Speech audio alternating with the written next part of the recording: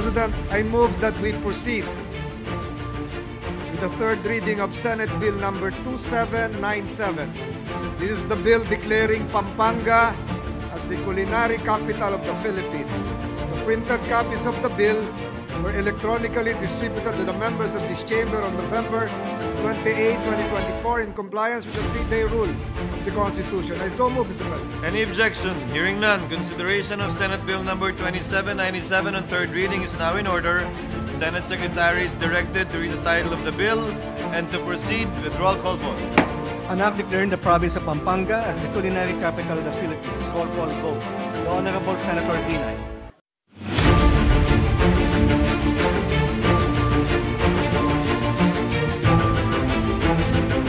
Senator Cayetano Alan, Senator Cayetano Pia, Senator De La Rosa, Senator Ejercito, Senator Estrada, Senator Gatchalian, Senator Go, Senator Ontiveros, Senator Lapid, Senator Legarda, Senator Marcos, Senator Padilla, Senator Pimentel, Senator Poe, Senator Revilla, Senator Tolentino, Senator Tulfo, Senator Villanueva, Senator Villar Cynthia, Senator Villar Mark, Senator Zubiri, the Senate President.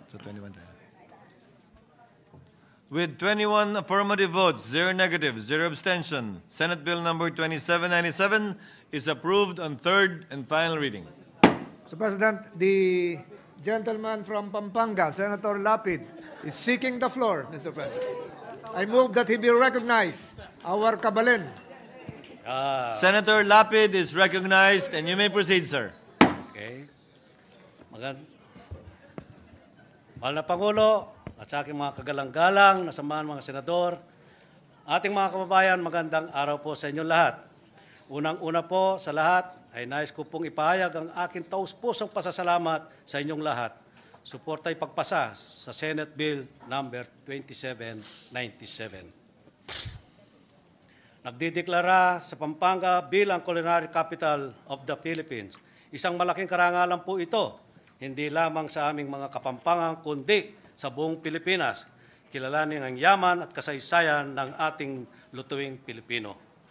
Nais ko rin po magpasalamat at ipaabot ang aking taus-pusong pasasalamat sa ating Senate President Francis G. Escudero at sa ating Senate President Pro Temp, sa ito, Jinggoy Estrada, at si Senator Majority Leader Francis Tolentino at sa Minority Leader Coco Pimentel at si Senadora Risa Ontiveros. Maraming salamat po sa inyo. At sa ating mga kasamaan, mga senador, lalong-lalo na kasamaan nating Senador Mark Villar na buong pusong sumuporta bilang sponsor ng panukalang ito. Maraming salamat, pare. Bilang panukalang ito. Lubos na nagpapasalamat ako sa kapwa senador na nandito ngayon. Maraming salamat po sa inyong lahat na tiwala at suporta upang maayos sa katuparan ang panukalang hakbang na ito. At hindi ko rin po makakalimutan ang pasasalamat na tumulong sa mababang kapuluan ang dating Pangulo, Gloria Macapagal Arroyo, at ngayon ay Congresswoman ng 2nd District ng Pampanga na tumulong din po paano maipasa ang aking Republic Act 9999, ang Lapid Law kung tawagin. At pasasalamatan ko rin po si Congressman Janjan Lasatin ng 1st District ng Pampanga, Congresswoman Ana York ng Bondok ng 4th District ng Pampanga at si Congressman Aurelio Gonzales ng 3rd District. At nais ko rin po pasalamatan ang ating Speaker, Martin Romualdez. Kaya po, ang kasabihan po ng mga Kapampangan, lutong Kapampangan, may nyaman, pag maragul ko, kening mabilog, ayato. Kapampangan ko, pag maragul ko. Ibig po sabihin nun, ang lutong Kapampangan masarap at pinagmamalaki sa buong mundo. At Kapampangan ko, pag maragul ko. Mabuhay po kayong lahat. Thank you, Senator Lapid. Kanina pa bilasa at maingay ang plenaryo at gallery. Ikaw lang pala makakapagpatahimik sa kanilang lahat, Senator Lapid. Maraming salamat. Majority Floor Leader.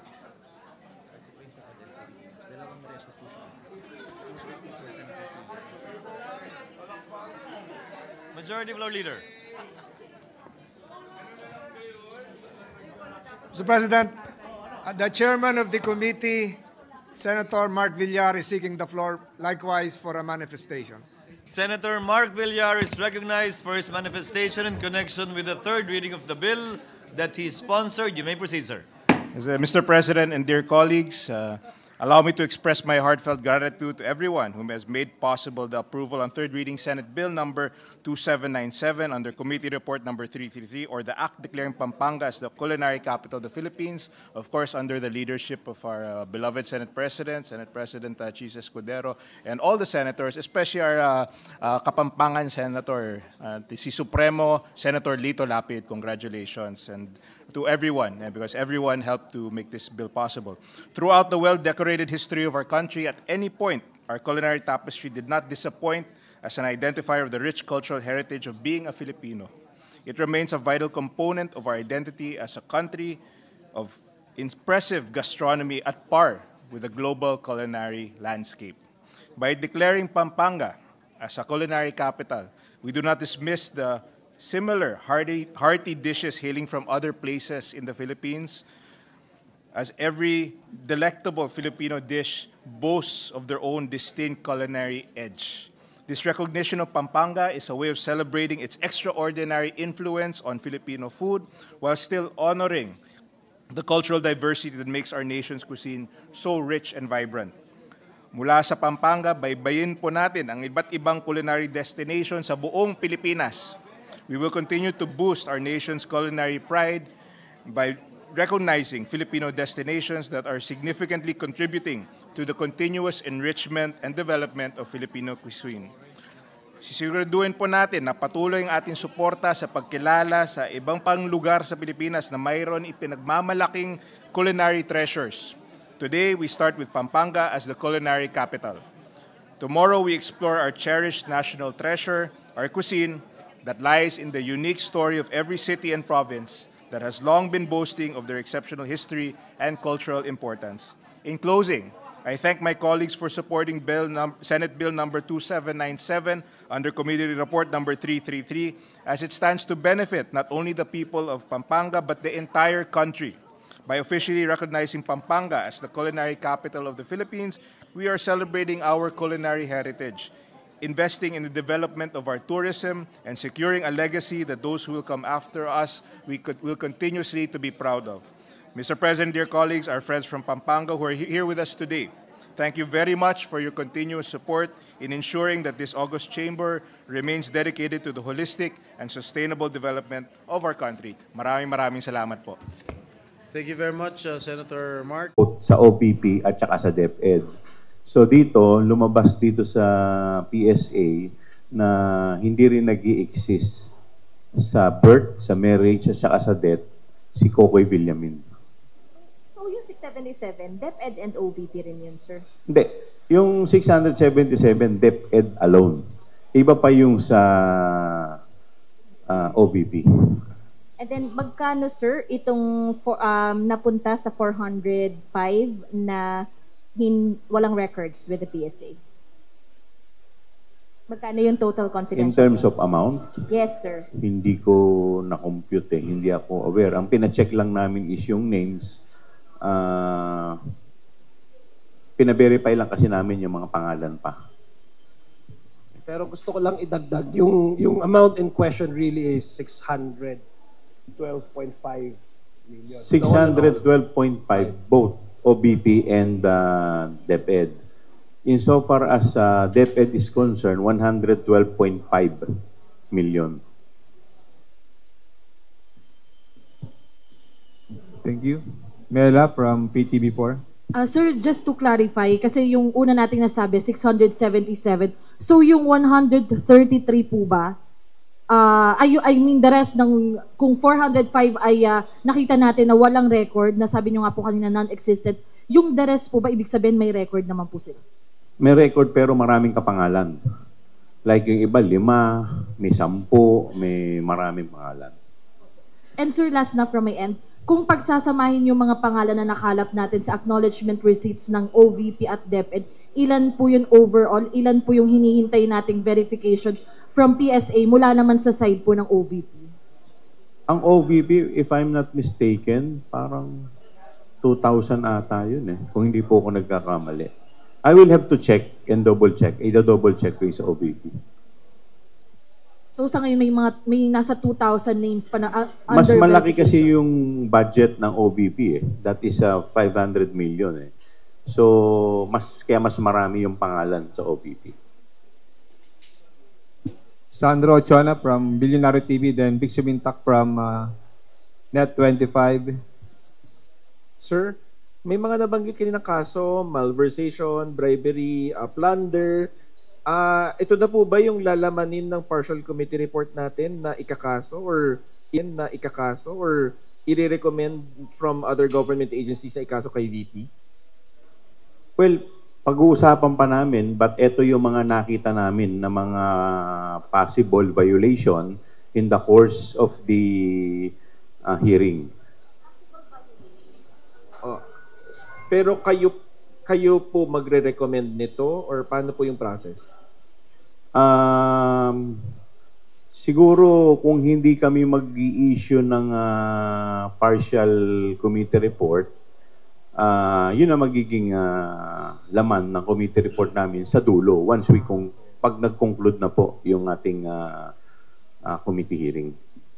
Okay, so Opo, ilan po yung kay VP? Ano po yung mga kaso specifically for VP? Wala pang specific kasi ang kanya-kanyang ano po yan recommendation ng mga members sa kanila, ito yung mga observation nila. So as to the final details, hindi pa po namin pina-finalize. Pero ito yung mga nakitang mga violation. Sir, last na lang, mga kailan kaya natin i-expect yung partial or yung committee report? Next year na, sir? O kaya this year? Most probably, baka next year na yan. Mga next year na yan. Opo. Big Sumintak.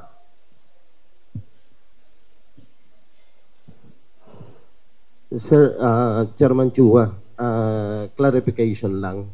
Since the investigation of the House Committee on Good Government and Public Accountability is not yet terminated, but you intend to release a partial report, especially on the investigation doon sa Confidential and Intelligence Fund ng Vice President.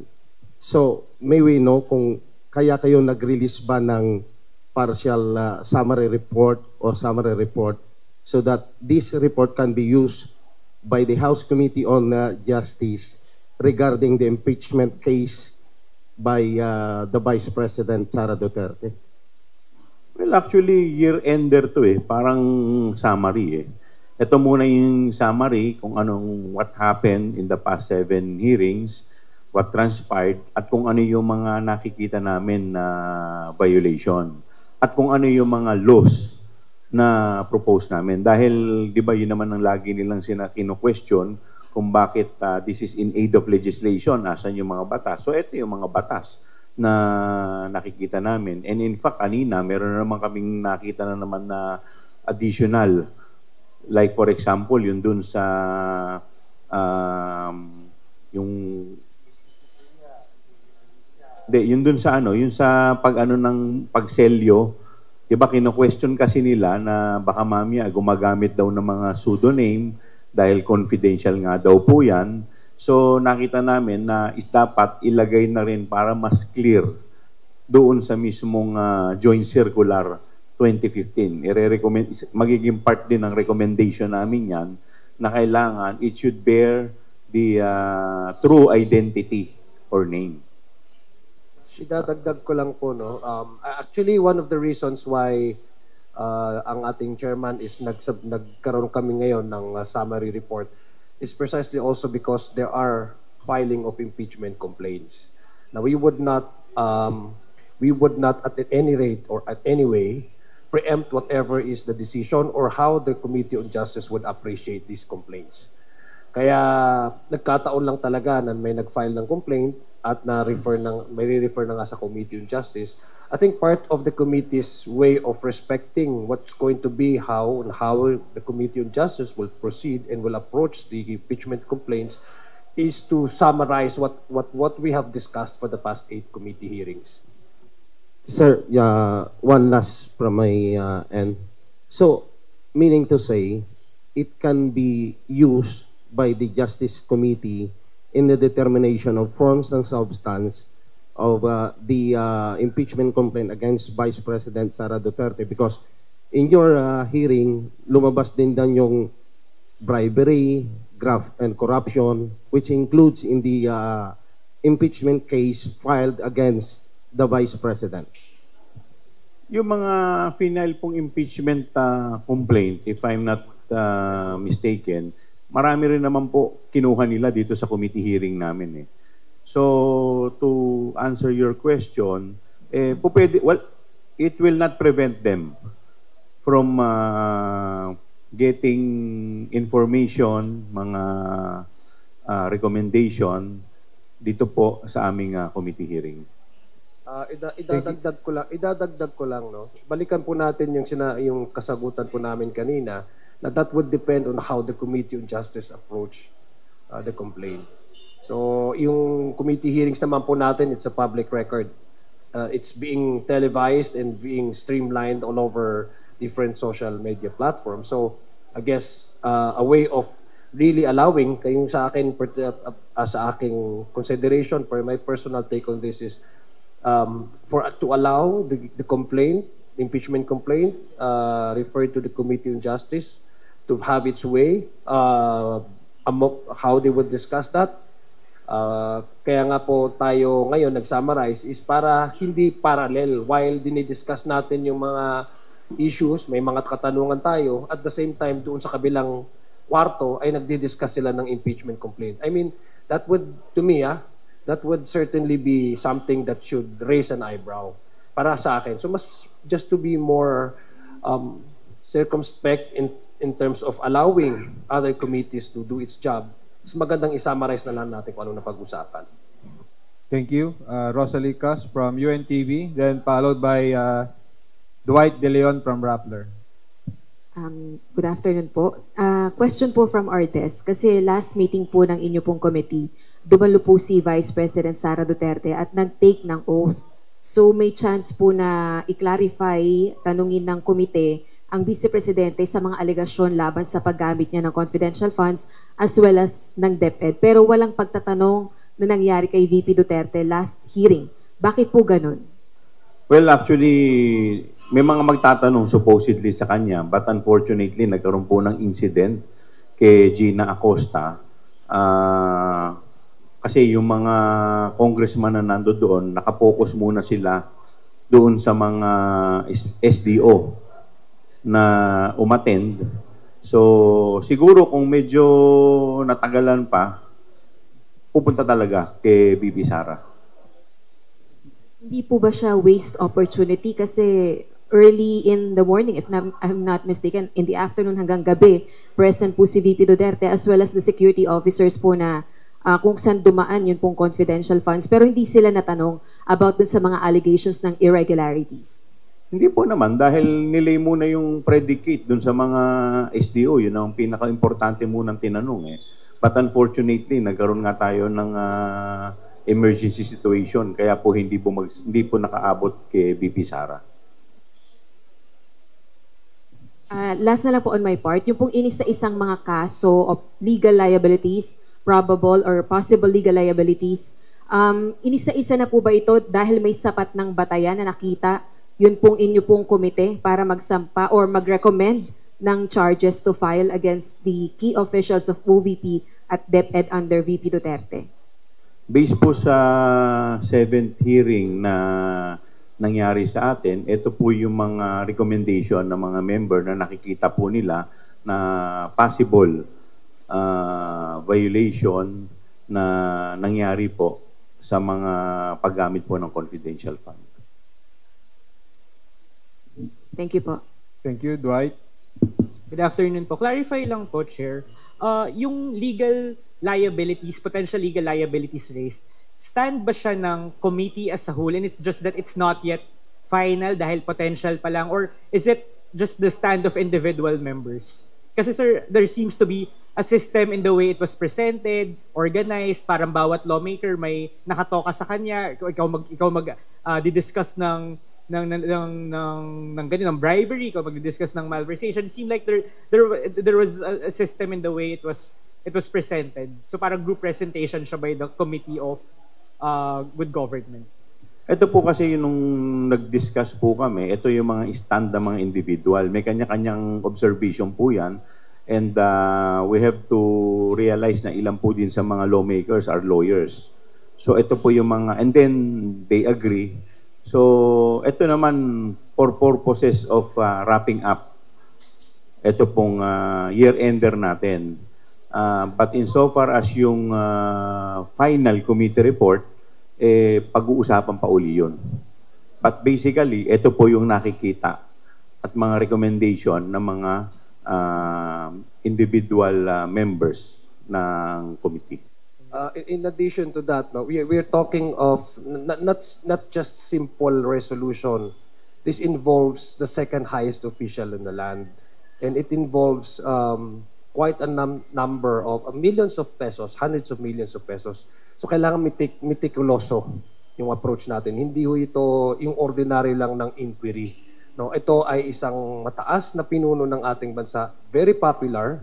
So kailangan, once we lay down the predicate and once we formulate our own questions, yung tumbok na dapat malaman ng tao. And number two, like sa akin, sa case ko, I particularly was more interested in knowing how in the confidential funds were being spent. So sabi ko nga, confidential fund is not intrinsically evil. It is how you utilize that makes it, questionable. So pupunta ako doon sa ARs. So ayun talaga yung interest ko kung ano yung mga discrepancies in the ARs. As to the other congressmen, members ng committee, meron din silang sariling mga interest. So, but before kami pupunta doon at baka hindi ma-juggle up yung lahat ng information, nag-uusap-usap talaga kami kung what are the parameters ng bawat issue para maganda ang pagkaintindi ng ating taong bayan. Dahil hindi ho ito ordinaryong tao ang pinag-uusapan natin dito at hindi ho ito ordinaryo at mababa lang yung amount ng pinag-uusapan natin. And number three, to your question, hindi po ito officially na stand ng komite with due respect to our chairman. These are individual observations of each of our committee members. Ano lang po yung specific timeline kung kailan natin balak tapusin yung pag-iimbestiga ng committee? Parang bago ba mag-campaign period? Are you eyeing na sana magkaroon na ng final committee report? Ano po yung tinitingnan nating parang siguro hard deadline for the committee? Sa totoo lang, nung nag-usap-usap po yung mga miyembro, may mga nag-raise po kasi ng question na ang naging ugat po ng lahat ng ito ay kung hindi po natin, baka makalimutan po natin, based dun sa privilege speech ni Congressman Valeriano tsaka dun sa manifestation ni Kong Jinky. Dun sa manifestation po ni Kong Jinky, it involves yung DepEd Fund, kasama po dito yung sa computerization, yung hindi po na i-deliver. So may mga miyembro po na nagre-raise ng question na bakit yun hindi tinakel. Why focus only sa confidential fund? So kaya hindi po kami nakapag-come up ng final committee report dahil nga po gusto po ng ibang miyembro na pati yung iba masolusyonan na sa ganun kung may mga kinakailangan din pong batas na dapat kaming maipasa yung mga miyembro dapat maaktuhan. Otherwise, kasi sa totoo lang, daang-daang milyon din ang nagastos doon sa mga computer. So baka mamaya, bakit nangyari yung ganong sitwasyon? So hindi po masyadong nagdwell sa ibang mga issues. Masyado pong na-focus dito lang sa isang item lamang.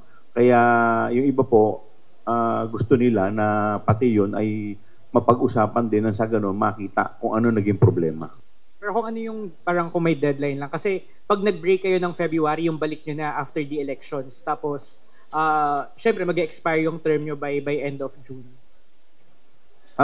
Siguro sa susunod na mag-meeting kami, ipa-finalize namin kung ano po talaga ang nais ng mga miyembro.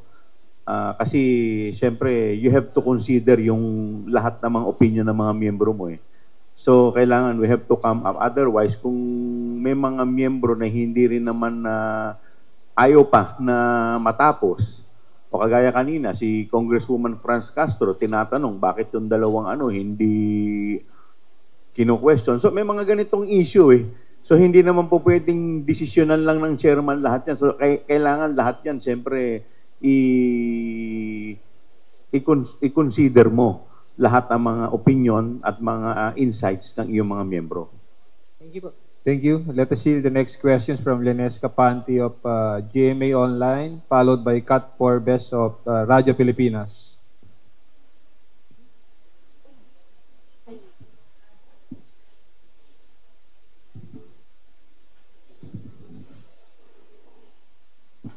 Sir, good afternoon po.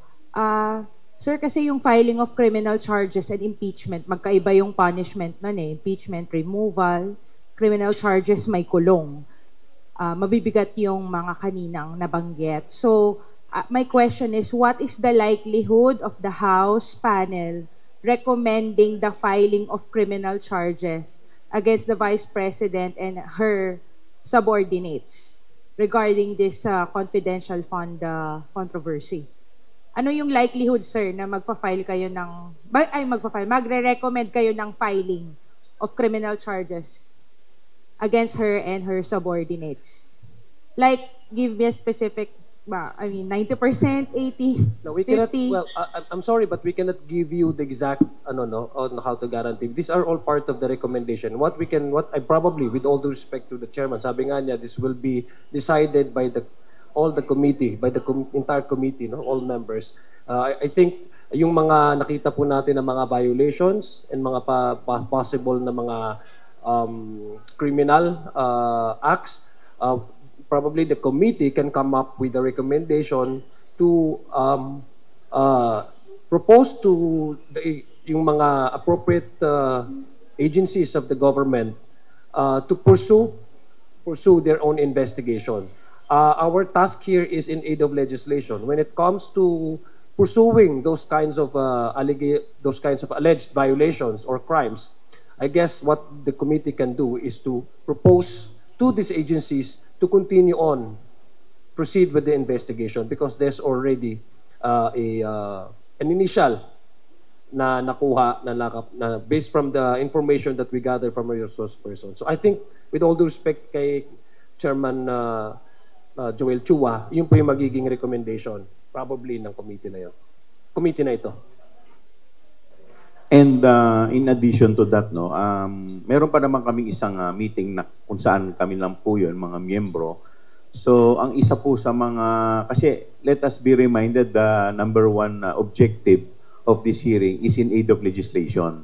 So, yun naman talaga yung number one na naging objective natin. So, insofar as yung mga ibang recommendation is concerned, pag-uusapan din po yan. And then we will let the proper agencies na kasi yun naman talaga yung hindi naman po namin task na maglitis. Thank you. Kat Forbes.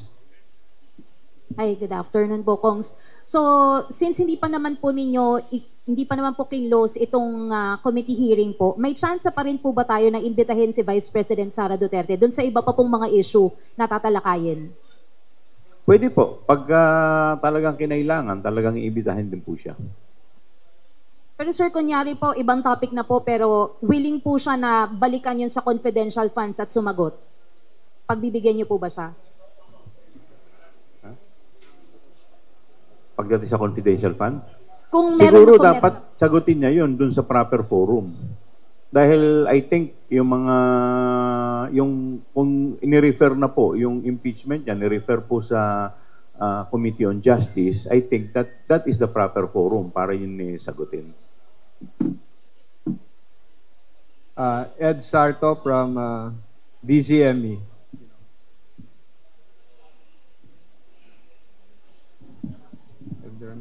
Good afternoon po, Kong Chairman Chua and Congressman Adjong. Sir, clarification lang. Can we get a categorical answer?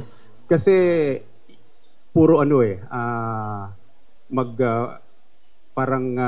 ang dating is once na nag-start na ang impeachment hearing, whether in the Committee on Justice or in the impeachment court kung makakadiretso na doon, are you going to stop the investigation of good government and public accountability to give way either sa Committee on Justice or sa impeachment court?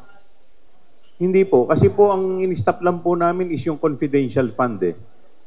But insofar as the other fund is concerned, kasi kung kagaya po ng binanggit ko kanina, nag-emanate po ito dun sa manifestation ni Congresswoman Jinky at saka ni Congressman Valeriano. But yung kanila pong manifestation at yung kanila pong privilege speech ay hindi po nakatali lamang sa confidential fund. Confidential fund is just part of the manifestation and the privilege speech. Kaya nga, yun po yung kino-question ng ibang mga miyembro na bakit tayo hihinto, meron pa namang ibang issue other than confidential fund. But the main character, sir, doon sa iniimbestigahan ninyo ay haharap sa impeachment court. Tama po, pero kagaya po ng tinanong kanina, kung yung sa ibang issue naman po ay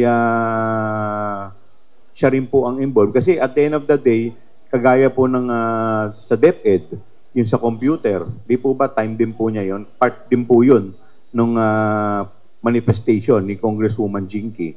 So,